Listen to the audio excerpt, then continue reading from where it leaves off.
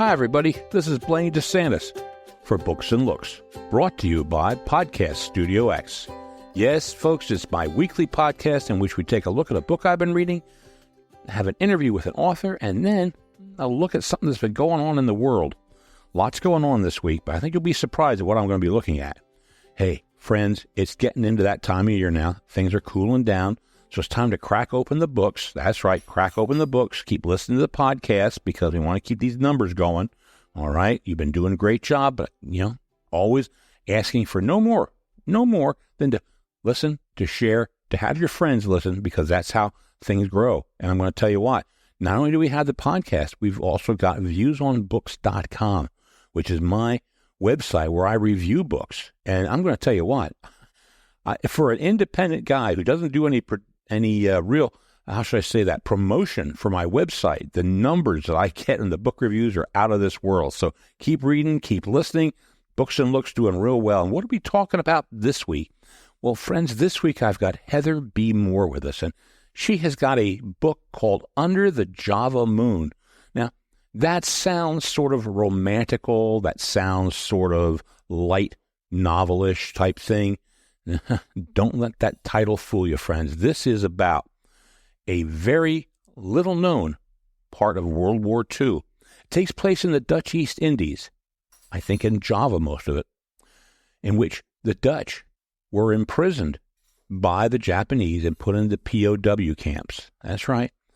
And this is basically one family story, which has been fictionalized somewhat, though not a lot. Heather tells us that, to tell us the plight of this family in these POW camps. It's not a book that you're going to, go aghast in horror on, but it's something which happened to these people, and it's something which we don't know about. And she's going to get into why we don't know about this. She's going to talk to us all about the research she did on this. And one of the things you're going to like about this book is that each chapter of this book begins with a quote from a survivor from those camps. And it's a very, very interesting observations they had. And we're going to discuss specifically Chapter 4. Chapter 4, you're going to hear that, because that quote's pretty interesting. And I think you're going to want to listen to that. But, we hear all about the beginning, what happened in the camps, the overcrowding. At one point, over 120 people living in a house. Yeah, a house. Yeah, we're going to be talking about all of that, the rationing of the foods, the treatment by the commandants, what happened after the war when they still had to remain prisoners in those camps, and why was that? So it's a fascinating look at this. It's something a lot of people don't want to talk about or look at, but it's a very important thing. I think you're going to really, really learn a lot and enjoy this fascinating interview with Heather Moore. So let's go right into that interview. Heather, welcome to Books and Looks. Thank you so much, Blaine. I appreciate coming on your podcast. Thank you so much. Glad to have you. I saw this book when I got it. It is about a topic which is fascinating, and it's funny because we'll get into this a little later. When many people see the title, they may think one type of book, but it really isn't that type of book at all. It's not a light little fiction book, not at all. It's a wonderful book. Heather, tell us a little bit about your background, what made you become an author, and did you have to take any creative writing classes, or did this just come naturally? Well, not super naturally. I don't think so. I actually started writing when I was 30 years old. So if any of you out there feel like it's too late, it's not. I'm in my 50s now. I loved to read as a kid. I read everything I could get my hands on. I loved the English language, and I felt like English classes in junior high and high school were easier for me. And so I thought, well, maybe I will major in English in college. I took the AP English exam and I failed it. So I took it as a sign, I guess, from the universe that I shouldn't major in English. So I didn't. I majored in fashion merchandising and business management. But I just love to read. I kept reading. But when I was my 30th year, I was helping my grandmother with her personal history. She was in her 80s. And I had the story idea because she grew up in the World War II era as a young woman and young mother. And I thought, I'm going to write this story. And it was set in World War II era. And I thought it was going to be a short story, and it turned into a full novel, and I had no idea what to do with it. Of course, it was completely unpublishable because I didn't know what I was doing. But it started me on the journey of researching the publishing industry, starting to go to different writer groups and to writer conferences. And I eventually started to learn the craft through a critique group. And it was probably about 3 years and 4 manuscripts later before I became published finally. So that was my homework is writing manuscripts. You've done very well. And you write in many different genres and different series. Can you tell everybody about some of the different genres and series that you've done? Yeah, so the book I actually ended up getting published was historical fiction set in Mesoamerica and ancient Arabia. It's about a family's journey from one continent to the other. But I just like to read all kinds of genres. I had written a mystery, contemporary mystery that was turned down. I wrote kind of a Gothic ghost story that was turned down. And so I think I was just experimenting with different genres in order to get published. And so by the time I did get published, I had already kind of practiced writing other genres. And I ended up just writing historical fiction for a long time. And then I kind of took a dive into contemporary when I was asked to be part of a series called the Newport Ladies Book Club series. And that was contemporary women's fiction. And because of things happening with like the ebook market and self-publishing, I had a lot of close friends that were trying self-publishing. So I thought, well, maybe I'll try it too. And so that enabled me to also experiment with other genres that maybe a traditional publisher wasn't willing to kind of rip and replace my readers. And that way, traditional publishers, they kind of like to brand an author and keep you in the same genre so that the readership knows what to expect every time you release a book. And so self-publishing and becoming a hybrid author allowed me to jump into different genres I probably wouldn't normally have been able to. When we get into some of these other genres you published those yourself. But this book, Under the Java Moon and others, they're with traditional publishing companies, if I'm not mistaken. Yes. So Under the Java Moon is with Shadow Mountain. And that is my 5th book with them. So they are a little bit of a newer publisher for me. And I have written also for Covenant Communications. They were my first publisher. And I write more ancient historical novels with them. I have also a series of novels set in biblical times. And then I have a publisher that I wrote for several years called Thomas and Mercer. And they're the suspense and mystery imprint of Amazon, which is a traditional imprint. So we know that Amazon has self-publishing arm. They also have a traditional imprint arm. And so I wrote a thriller series for them that was 4 books plus a short story. Since you turned 30? Yeah. Holy moly, you have been busy. Oh, my word. Wow. You must be writing all the time. Do you have a set time of day or a time that you like to write more than other times?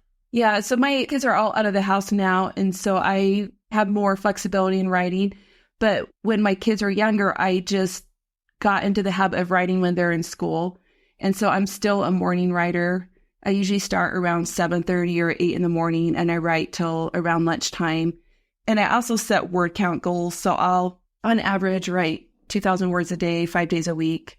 And I'm not always writing. There's times that I'm editing or taking some breaks, of course, but that is just my general timeline.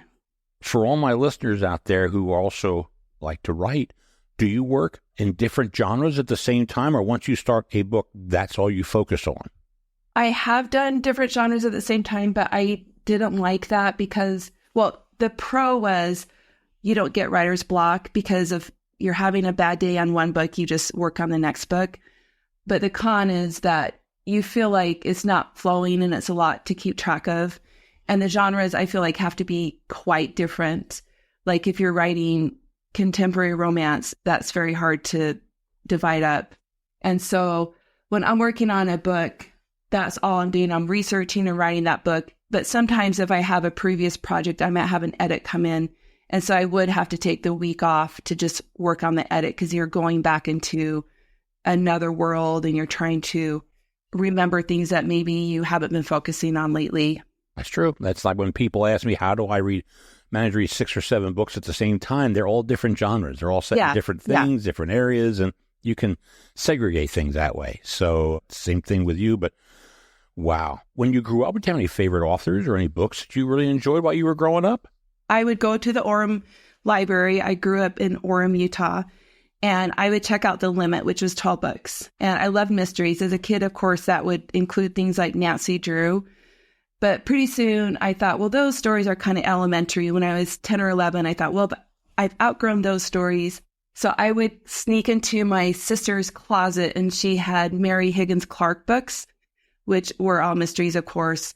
And so once I got through reading all those, I would go to my parents' bookcases and I would pick up things like Tom Clancy and Robert Ludlum. And I also love Louis L'Amour. And of course, some of those are probably over my head, but I still love feeling like, oh, I feel like a grown up. I'm reading these grown up books. And I just love the action and the mystery that took place. A lot of people I talk to like to read Louis L'Amour, but I think a lot of contemporary readers, when I say Louis L'Amour, they scratch their head and what am I talking about? Who is that person? But his series is awfully good. You know, I really enjoy his work, but that's me, I figure. But now I'm glad you do it also. You enjoy him. So now, friends, as I mentioned when we began this, you hear the title Under the Java Moon, and you're thinking this is going to be a light fictional story. This is going to be a nice little, maybe is it going to be a romance book? Is it going to be something, you know, the Pacific, la, la, la, la, la. Friends, it is not this at all. It is not this. Heather has done all of us a favor by writing this book. So let's talk a little bit about what got you started and the inspiration for writing this book, Under the Java Moon. So I have been writing historical novels for many years. I did mention my very first World War II novel that was probably will always be unpublishable. That one actually did take place in Europe. So I was very excited because I was able to interview the survivor of an internment camp for this specific book. I have read a lot of World War II novels over the years, and I always thought how intimidating it would be to write one. So I never had pitched one to my publisher. So this one kind of came about in a very interesting way because my publisher contacted me about the woman, Marie Fisher Elliott, who goes by Rita in the book. That was her nickname. Okay, so you have a character in the book. Yeah. You use her as your character. Okay. Yeah, she's the main character, and most of the story is based on what she and her family experienced. I was also pretty unsure. I thought, well, okay, how would this working relationship go? How will I write her story? So I was able to meet Marie in person before either of us kind of committed or agreed to it. And she just told me within about maybe an hour or two is when we met together. And she told me about her experiences in the internment camp. And I was just sitting there with my mouth open thinking, I have never heard of any of this stuff. And I was also asking myself, why haven't I heard of any of this stuff? And when the research process began eventually, when we both parties agreed, most of my research was just finding articles that had snippets about it or finding memoirs that had been self-published. As she mentioned, this is placed in an internment camp, but it's where it's at. This is over in the Netherlands, Dutch East Indies. Now, could you tell us, how did the Dutch get over there? It was actually in the early 1600s when the Dutch had joined other traders such as Spanish, Portuguese, British, the Ottomans. So Indonesia was part of the trading route, and they had trading posts that were throughout, of course, Southeastern Asia and the Americas. It was during this time, so we're still in the 1600s, when the Dutch founded their trading empire, which they called, there's a very long Dutch name, but basically it was the Dutch East Indies Company. And they had trading posts. And when this company declared bankruptcy, this was now 1790 something. So it's almost 1800s. And the Netherlands government took over. And that is when the Dutch colonized the East Indies. And basically over the next several decades, the Dutch sent families over to islands like Java and Sumatra, and they started building private enterprises there. Okay. And so they became I guess what you call the business or the ruling class? Yeah, so they basically took over as they colonized the entire group of islands, and it was called either the Dutch East Indies or Netherlands East Indies. I see. Okay. And so that's what I'm talking about. You were talking an area of the world that I have rarely read about when it comes to World War II and it comes to POW and internment camps. Have you read or found out much yourself, Heather, in terms of your reading? No, I had only, like I mentioned, I had only found self-published memoirs. I found them on Amazon. I think I bought about 6 or 7 of them. And since I've written and turned in the book, initially I have other people that I've told about the story. They said, oh, I heard this other person that self-published a book. So I've actually bought a few more since I've written the manuscript and read through those. A couple of them were set right in the same camp that Marie and her mother and grandmother were in. So that was very interesting and informative to read those. Why do you think that is that we don't hear about those internment camps and the POW camps over in that area of the world? Well, that's a very good question. According to Marie, her parents did not talk about the war. Her dad did write a series of articles on his experience of being stranded on the Java Sea for 5 days. But in general, I don't know if it was just the Dutch people or just people that were traumatized by the war experiences, is they wanted to move past it.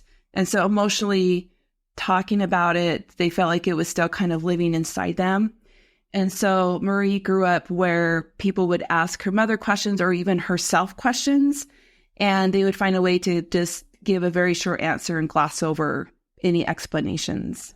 It's just like my dad talking about his exploits or whatever there was in World War II. I said, what did you do? I was at war. When he was over in Papua New Guinea, he didn't want to talk about it anymore. Okay, I wasn't about to push him. Now that he's gone, I wish I had, but I didn't. Well, we're talking about at POW camp. We're talking about families. We're talking about the Japanese invading that area. Was it a day or was it 2 days after Pearl Harbor? So this is what happens, just to kind of set it up, is obviously Japan is part of the Axis powers. And so theoretically, because Indonesia was occupied by the Dutch, that we were on the Allied side because the Netherlands were the Allied side. The country had already been occupied by the Germans, and the Queen of Holland was in exile in England. And so as soon as Japan bombed Pearl Harbor, all the Allied countries around the world declared war on Japan. So this is just, everybody was declaring war on Japan. And so then Japan declared war back on the Netherlands. This is just one example. Of course, as in any war, and because the Soviet Union was an Allied power, there is a big oil embargo. And the islands of Indonesia, they're rich in minerals and in oil. And so this was a big kind of diamond in the Pacific or emerald in the Pacific for Japan to gain control of, so they can now have these natural resources at their disposal. And so Japan comes to invade because now they're declared war on each other. And so Japan sees Indonesia as a target. And so they come to invade Java. And there is a huge battle called the Battle of the Java Sea. And this happens, I think this was late February is when that battle took place. So this is a couple months after the actual bombing of Pearl Harbor. But once that battle was won, because Japan defeated the Allied forces, Japan had superior battleships and everything around Indonesia was just not in the greatest shape. So once that battle was won by the Japanese army, that really opened up the islands to invasion. And after a day or two of them coming out and invading, the Netherlands government of the Dutch East Indies, they surrendered. Who are some of your main characters? You know, Rita is Marie, okay? Who are some of the main characters? And then give us a little bit of a description about what the rest of the book is all about. Okay, great. So Marie is the main character. She's called Rita as a child, so we go by her nickname. She was around 5 or 6 when she went into the internment camps with her mom and her grandmother. And because she was so young, I actually tried to ask her, can we age you up? Can you be 10, 11, or 12 in the book? And she was very insistent that at a young age, she was very smart and very educated. And she said that war makes children grow up very fast. And so I thought, well, how am I going to write this book with a 6-year-old main character? And I thought, well, what if I bring in her father, because I have those articles from her father and I knew enough about him because he had also written kind of a summary of his experiences. I thought he could be a point of view because her father would be in the men's camp, Rita would be in the women's camp. And so it kind of gives you a balanced viewpoint of what was going on. But I also thought it might create too much of a filter to have the women's camp from a child's point of view. And so I added her mother in as also a point of view character. So we have Marie/Rita and her parents. So I actually have 3 point of views in the story. So you have just a really well-rounded vision of what the family went through. The book starts, not to give things away, the book starts very close to when Japan bombs Pearl Harbor. And then you just see all the ripple effect of everything that happens from that point on. And it's focused on the island of Java. And the thing is, there's thousands of islands in the Indonesia group, and there were hundreds of these camps. And so this is just one island, one family, and 2 camps that we follow in this story. Wow. Hundreds of camps. See, I never knew that. Wow. Thank you for telling me that, because that brings it home too. Wow. Well, we talked about when this was happening and what was going on. I just finished a book called The Singapore Grip, which was set over there in Singapore right around the time of the bombing of Pearl Harbor. And it amazes me the similarities between what I'm reading in that book and how unprepared the people were in Singapore and the people over here in the Dutch East Indies. It's like no one was really ready for a war. Was that what you got also in your research? Yes. Oh, definitely. They were not ready. They didn't have the food supplies. They didn't have clothing supplies. It was just almost as if everybody was scrambling. As soon as the war was declared between these 2 nations, the Dutch started to conscript everyone 18 and over into some sort of military duty, the men into training for combat. They had 30 days to train, and the women were doing all kinds of other sorts of things, like radio operations and trying to gather resources to kind of hole up against whatever invasion might come. Now, the father, and again, we use a little bit from his point of view in this book, he was with the Dutch military over in that area. Am I not mistaken? Well, he actually worked for the main packing company. He was a submarine engineer, though. He had started out in the Navy, but he was working at a civilian job, I guess you could say. But as soon as this happens, everybody that has been associated with the Army, Navy, or even the Air Force, it wasn't called the Air Force back then, but they were called up to now report to duty. Okay. And so we have a series of scenes and chapters in your book where the father is out to sea trying to make it from Java to Australia. I don't know how many miles that is, but that's a heck of a boat ride. And he's not on a very good boat, and he gets bombed out of the ocean almost. What? That's all true? Yeah. So he actually wrote a series. I'm trying to remember the name of the article series. It was a 5-part series that he wrote for a Dutch magazine that he was very detailed. He listed names, he listed times of days, he listed dates. So that was very, very helpful for me. And so kind of what happened is the island of Java is already being invaded. The Battle of the Java Sea was lost. And then everything was just coming so fast. So they were telling all of their officers, anyone that had officer status, to go to Australia and join the Australian forces there so they could build up and then come back and take the islands back. And so that's what they were on. Almost everybody on that minesweeper that George was on, they're all officers that were skilled and trained, and they were going to go to Australia and start a fight from there. Wow. Again, their boat got bombed or something, and they were stranded for a while on an island. Yeah, they were torpedoed, and they drifted, and a few of the men died in their group from the torpedoes.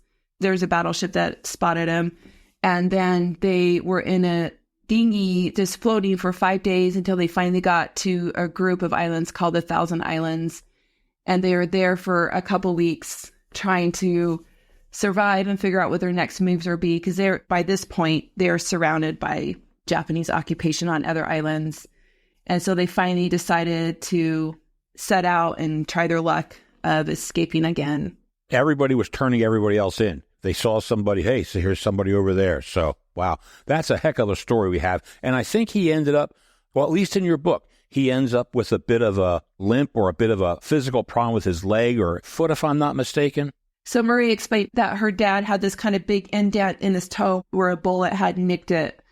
And it took a really long time to heal because of the conditions. They didn't have medical supplies or anything. And so it just kind of bothered him the rest of his life. Now, the main island where Rita or Marie and her family are located in, they're there. And, okay, we surrendered. They were not prepared for what was happening, were they? They weren't prepared for internment camps and POW camps. No, and honestly, if you think about it, there was really no way to prepare because they had to leave everything except for what they could carry. So even if they had a huge food storage, which back then, living on a tropical island, things perish so quickly that you have to basically eat what you buy at the market in the next day or two. So there wasn't a lot they could do. She did bring seeds with her to hopefully plant a garden, but there was only so much they could carry, especially when they couldn't bring any sort of vehicle with them. Yeah. Some people, I think, even felt that they'd be allowed to stay in their houses. Even, okay, it's just going to be the Japanese have taken over. We can stay in our houses and basically go around what we've been doing, and it's not going to happen, is it? Right. No, it's kind of like if you imagine like your neighborhood and they cordoned off like 4 of the houses together and they put up a fence around it and said everybody in the neighborhood now has to go pile into these houses. These weren't camps where they were like suddenly they're building camps out of nowhere. They were just sectioning off certain parts of the neighborhoods and funneling people into those places so they'd have them in a more structured, controlled environment.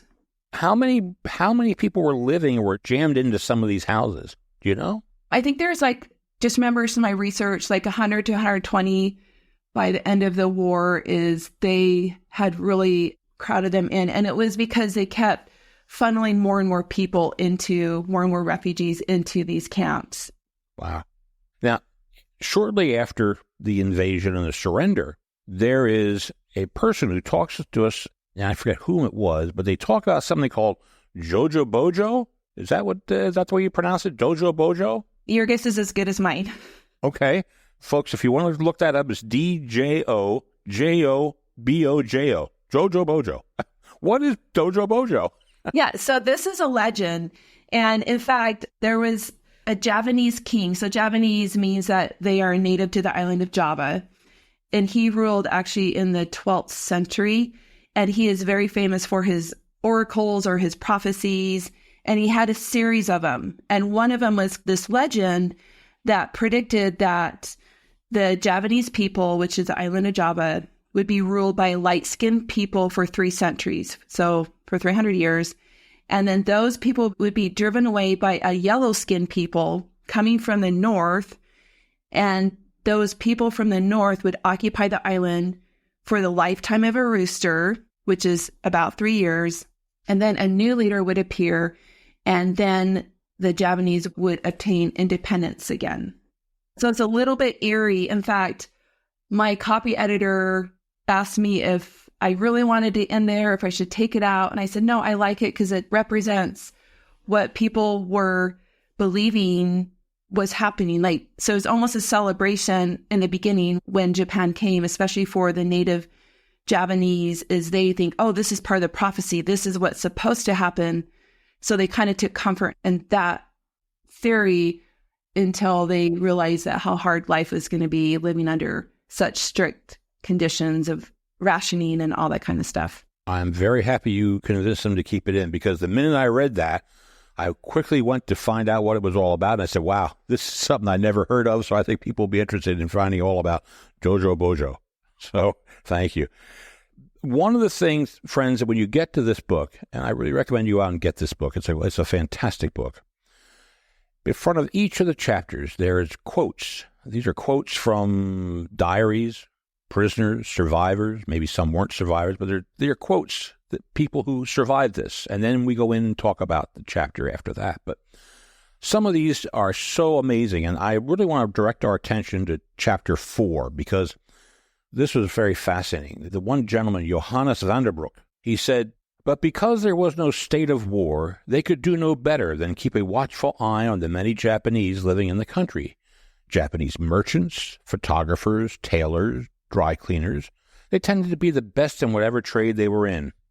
After the attack on Pearl Harbor, these people disappeared, only to resurface as high-ranking officers after the Dutch surrendered. All those years, and they had been spying on us. Wow. It's quite interesting. Johannes, he ended up on Singapore Island, and I wasn't sure if he lived there or if that's where he was set to live in a camp, because like I said, there's camps all over. And even though Singapore was not technically part of Indonesia, it's just a boat ride away. So very close. And Singapore fell before Java did. So it's so interesting because you think, is this his point of view, his experience, or was this kind of the breeding ground for Japanese are already our enemy in this war, and so you're kind of picking apart in that way? Everybody over here in America, we all are offended by the Japanese internment camps. But I think when you read that quote from Johannes, you see the fear that there was, that, oh my God, they've been spying on us. And maybe it's the justification that Roosevelt and the others had. They didn't know what was going on. They had no idea. And so did they go to excess? Maybe. But the bottom line is there was a fear everywhere that the Japanese were spying on you. And it's a fear, I think, that we probably seen in our own lives in different situations. Fear of the unknown. Sometimes it becomes kind of almost a mass frenzy where, I mean, we've all been around someone who is just petrified or going through a huge trial, and then you feel that emotion from them. You kind of act on that emotion as well. I mentioned I live in Utah. I live only about 2 hours away from where the Topaz internment camp was. And so that's down by Delta, Utah. I've read several novels and books about different internment stories. And it's just amazing how fear can control your mind, and you're not thinking logically. It's really, you're just reacting.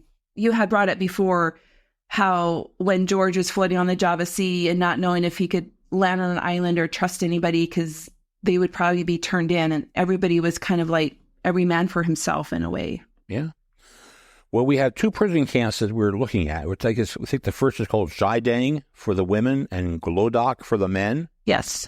Did they keep everybody segregated like that, or was this just the norm? So this is very interesting. So both of those camps are real camps, and that is really where the family members had stayed. You can look those up online, and some of them will have pictures attached to them. Ironically, the pictures you'll see are after the war when the Dutch were actually kept in the, and we can talk about this later, the Dutch were kept in the camps for a little while longer. But by then, the Red Cross had arrived and shipments were sent where the prisoners had clothes on, which, I mean, they weren't totally naked, but their clothing after 3.5 years was shredded. And so in the pictures you find online, they're much better dressed than they were during the war. And one of the memoirs I read was called Our Childhood by Ralph O'Kersey, or O'Kers. And he said that once a boy reached the age of 11, he was sent to the men's camp. And this is Ralph's words. He said the Japanese rationale was that at 11, a boy posed a potential sexual threat to a female internee. So all of the camps that I read about or could find anything about is the men were in men's camps and the women and children were in women's camps. And then as the boys aged up to 11, which was considered 12 because of the Japanese calendar, they were sent, which would have been very traumatic for a mother and her children to have her son. There's enough terrible things going on, and then now you have to lose another family member and not know where they went and what is going to happen to them. So these poor people are crammed into houses. I mean, there's 120 in a little block there. They get diseases, if I'm not mistaken. Yeah, I mean, just the tropical, the humidity, diseases, all kinds of diseases. And some are curable, some aren't, and some that are very, very contagious. And so you can imagine just putting 100 people in your house right now, you know, every square inch of the floor was occupied and taken up, and there's no quiet terrain. Yeah, no privacy. No privacy. It's, my word. Also, the food situation got worse and worse and worse. And if you didn't do roll call properly, the commandant of the camp would say no food for 2 days. So the camp that Marie was at, this was one of the worst camps. And because the Captain Sonai, he was actually tried and executed for war crimes because of his abuse of the prisoners. So some of the things that went on in her camp didn't go on in the other camps. The other camps also had very little food. And that is because you have all these fields and supply routes that don't happen, that used to happen, and all these fields that were bombed during the invasion. And so it's a country that's kind of been decimated already, and now they're trying to self-support. So you can see where the food supply would take a very deep dive. If any food came, it went to the prison people, the commandant and the guards and everything else. They got it before. Yeah, so definitely. I mean, Red Cross supplies were coming in, and a lot of times they didn't quite make it to the prisoners, or just a few things would make it to the prisoners. Mm-hmm. Wow. So this is a very mean, ugly person. We're not going to get into how mean and ugly. You can read that in the book. But he was tried afterwards, and he was executed for war crimes. Were there many like him in the commandants? So I know overall there was several thousand that were tried for war crimes. But specific to Indonesia, I'm not sure how many. I read plenty of stories where the Japanese guards were kind and especially treated the children well. They loved the little kids. They're very sweet to them. And so the names of the guards that I have in the camp, there's Countess Sone, and then there's later Lieutenant Sataki, I think. Those were real men. And then the other guards I placed in the camp, I named them after other memoirs I had read where these men were helpful and good, and they would do whatever they could within what they're allowed to do. Sometimes they did a few things underhanded just to help out somebody. Right. Wow. Well, I read a lot of books, and one book I just finished reading, one of the first questions that was asked to the book and was stated was, victory brings peace. Didn't quite happen that way, did it? No. In Indonesia. No. Let's talk a little bit about what happened once the Japanese now surrender and the Brits take over. Right. I mean, you have to back up just a little bit. So, of course, all along during this colonization of Indonesia, there have been people that are opposed to that, just like you would see in any colony where you have, a different country ruling over you. And so sometimes there'd be uprisings, and sometimes they would gain momentum, and then they'd be shut down. So the history between the Dutch people and the Indonesians is not always pretty anyway, just like you would see in any colony. But what happened is when the Japanese invaded, they were telling the Indonesians, we will give you guys your independence once we win this war. And so the Indonesians really believed in that. And of course, when I say Indonesians, that doesn't mean every single person. Everybody had their own political view, I'm sure. But they were also given a choice. You can join our regiment, you can join our work crews, you can become basically under our flag, or you have to go into the camps with the Dutch people. So people were making their choices in that way too. Once Japan surrendered, some of the guards and commanders were being sent back to Japan, but then all of a sudden we have all these rebel groups that were uprising and saying, wait a minute, where's our independence? Are you just going to let the Dutch come out of these camps and take their houses back and start governing us again? And so then the Allies were telling the Japanese guards and also sending in British soldiers and anyone that they could get a hold of basically to go in and now guard the camps and keep the Dutch people in the camps, because outside the camps it wasn't safe, because you had these rebel groups roaming the streets and there was killings happening. And in fact, Japanese guards were being killed too. Right. Yeah, there were numerous. One guy almost made it to the boat. Yeah, and it took a few months for them to have room on these boats, because the boats were taking back troops and supplies, and not every boat survived, every ship survived the war. And so there's really limited room on these ships. And so it took until December for Marie's family to find a ship to take him out. And I think they were like almost one of the very first ships too. Do we have any idea how many people died in those POW camps? Do they keep accurate records of that? So actually, when I looked it up, there's a general number. And so just to set it up, around 6,000 of the 18,000 islands in Indonesia are inhabited. So you're talking about a lot of islands. And so the total population of Indonesia was around 60 million. And by the end of the war, the numbers are that about 30,000 Europeans had died which most of them were Dutch. So 30,000 prisoner of war POWs had died. But in total, 4 million had died. So 30,000 of that were the Europeans, and the rest of that 4 million were Indonesians or Indo-Europeans. And they died because of malnutrition and famine or forced labor. So you hear about work camps and how workforces were sent around to build like railroads and airfields and canals and everything. It was not a pretty time. Again, we see photographs when they opened up some of the first camps from the Holocaust. We see photographs of Andersonville down in Georgia after the Civil War. And by the time we get photographs coming out of the Dutch East Indies, like you said, the people have been fed now. They've gotten a little bit better in their situation. They were just as bad, if not worse, just as bad. And we know nothing about it. Yep. Yeah. Do the Dutch talk about it much? Is it part of their history, their culture? Are people up there writing about it at all? So I've just had some messages just since the book came out where one lady said that her grandfather had been in the camp and she remembers very small snippets, but now she's saying, I want to go back and see if I can find any of his journals or letters and learn more about it. From my research, the Dutch people as in general, and I'm not Dutch, so I'm not speaking from experience, but just from what I've read, is they're a very thrifty, hardworking, mild-mannered, family-oriented people. And so that kind of tells me they don't dwell on the past very much. They just move forward. I did have another reviewer reach out to me and tell me that her grandmother had written and self-published her own story.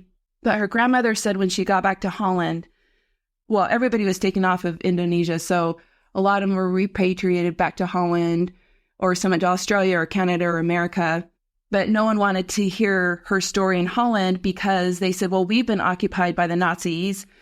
We went through a hard time too, so pick up a broom and go to work. And that was just the attitude, and that's how they had to rebuild. They had to rebuild their cities. And so there wasn't really a sympathetic ear, I guess. But the thing is, at least the people who lived up there in Holland, it was their home. These people, many of these people, had never been there. Right. And that was another issue is where do they live? And they're moving in with relatives, and sometimes families were separated and children were farmed out to a foster situation. Yeah. Well, I'll tell you what, you've done a wonderful job. There is so much in this book. How many pages is it, Heather? Around 350? Is that what it is? How many pages? Yeah. That manuscript was over 100,000 words. Wow. Each one is pertinent. Each one is wonderful. Each word, this book, friends, this is one of the best books you're going to read. And you know what? The thing of it is, you could almost write this as just a history. It's not necessarily historical fiction. It is, but I mean, so much of this is pure history. And that makes it more powerful, I think. More powerful. Wonderful job. Wonderful. Now, what's coming up for Heather Moore? Tell me what's coming. What's next on the scene? So I am working on another World War II novel, ironically. This one is quite a bit different. It's set in the United States. It's the story about aviator Nancy Harkness Love, who founded the WAFS, which stands for the Women's Auxiliary Ferry Squadron. And this eventually became the WASP, which is the Women Air Force Service Pilots. And this is comprised of all female pilots. And it was a group of pilots that their job was to train and learn how to fly the World War II bombers so that they could transport them from the manufacturing plants to the air bases where the male pilots could then train on them and then go fly overseas. Okay. And this is, again, from my little bit I know of history, this sounds like a real true story. I would even call it biographical fiction because it is very true to what happened. And it's all in one point of view, all in Nancy's point of view. She's the first woman to ever fly bombers such as the P-51 Mustang. And she went around, even though she was over all the women in the ferrying squads, she felt, well, I need to go prove I can fly it so these women behind me will fly it, and then the military will trust that the women can fly it. Nancy herself, I think she was about 5'6", but some of the women were very, very petite. And so they had to sit on cushions and use wooden blocks that they'd strap their feet to in order to fly these bombers. Wow. You've already got me interested. When is this book going to be coming out? Do we know? So it should be fall 2024, as long as everything goes well with submission and acceptance and production. I got to ask you, get me one of those. I need to get one of those because we're going to bring you back again to talk all about the women and flying the bombers. This has been wonderful, Heather. Just wonderful. I thank you so much for coming on. I really do appreciate it. Thank you so much. This has been very fun to kind of go back and put this all together in a way that, like how you said, that it's something that we don't know about, we haven't heard a lot about, but I'm just grateful that now it's kind of coming out more in the open. Coming to the fore. That's right. All right. Well, friends, we'll be back in just a moment. Thank you. Well, if you're like me, you learned a lot in this interview with Heather Moore, a fascinating chapter of history, which we don't hear about. And you'll learn a lot in this book. And I really, really think this is a book you want to read. You might want to put it on the Christmas list. That's right. You might want to put it on the Christmas list because this is a book that I think everybody would enjoy reading. Now, when we talk about Christmas, you say, well, Blaine, it's September. That's right. But it's not that far away. No.